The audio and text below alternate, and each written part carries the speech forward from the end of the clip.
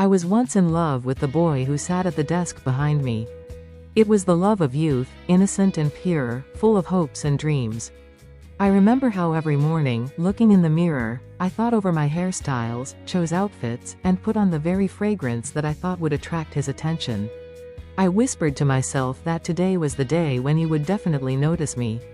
However, my attempts went unnoticed, and every day I became more and more disappointed, and sometimes even confused, when our eyes crossed.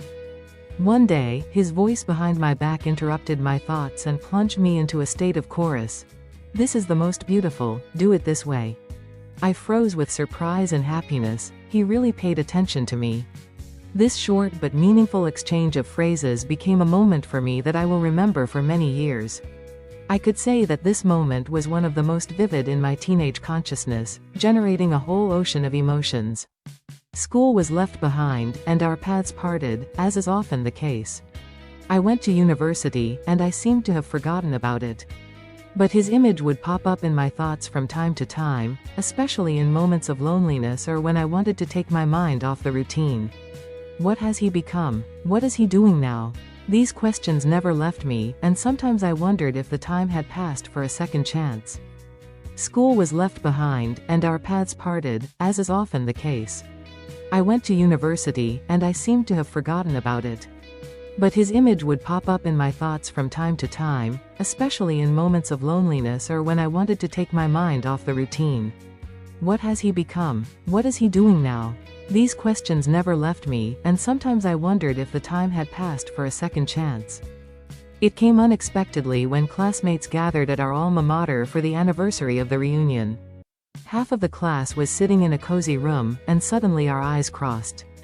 By this time, I had already achieved a lot. I had graduated, got a job, and built my life.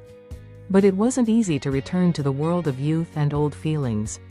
When our eyes met, I felt a shiver run down my spine, as if the world around us had ceased to exist, and at that moment the past reminded me of itself again. All the feelings that I tried to bury came back, as if they had never gone away. I've been thinking about where to meet for a long time. Thoughts about the format of the meeting intersected with reality. The decline in the ordinariness and comfort of modern cafes, contradictory thoughts about hotels for an hour. In the end, fear collided with desire, and I chose a hotel in the city center. This decision caused both awkwardness and joy. I realized that there was an invisible thread in our lives that connected us, and we could write a new chapter of our story. He expanded his social circle and got a family, 2 children, a strong life that looked 100%. I also had a family, a husband and a young son. To justify my actions, I had to leave the baby in the arms of relatives, hiding my secrets under a mask of calmness. I tried to control the situation, doing everything to look attractive and confident. She lost more than 10 kilograms, admiring her transformation every time she looked in the mirror. I could feel my appearance changing, and there was nothing wrong with that, even if my husband didn't seem to notice. Or maybe it was easier for him not to notice. Every time I stood in front of the mirror, I felt like I was becoming more confident than ever before. But at the same time, I was tormented by an internal conflict that reigned in my heart. With each new encounter, something more than just a physical attraction was loosening between us.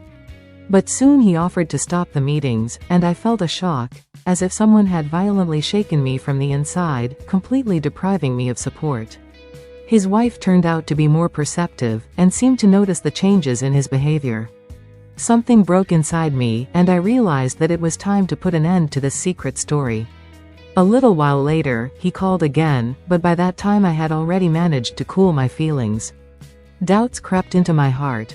What would have happened if everything had turned out differently?